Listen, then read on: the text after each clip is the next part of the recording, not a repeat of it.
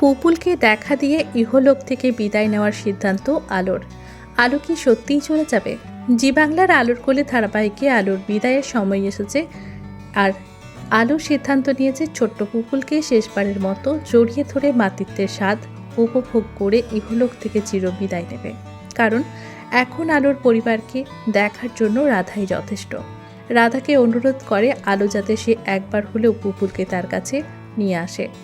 সে তার মেয়ের সাথে শেষবারের মতো দেখা করতে চায়, মা ডাক শুনতে চায় পুপুলের থেকে। আলো কথা মতো পুপুলকে রাজি করায় রাধা। পুপুলকে তার মায়ের সাথে দেখা করায় সে। আলো তার মেয়েকে শেষবারের মতো দেখতে পেয়ে, তাকে ছুঁতে পেয়ে আবেগপ্রবণ হয়ে পড়ে। অবশেষে সংসারের মায়া কাটিয়ে ইহলোক ত্যাগ করে তার একমাত্র মেয়েকে রাধার ভরসায় রেখে সে সবাইকে ছেড়ে চলে যাওয়ার প্রস্তুতি নেয়। আলো চলে যাওয়ার শোকে কাতর হয়ে পড়ে রাধা। কিন্তু সত্যি কি এত সহজে আলো ইহলোক ত্যাগ করে যেতে পারবে, নাকি ধারাবাহিকে আসতে চলেছে নতুন মোড়?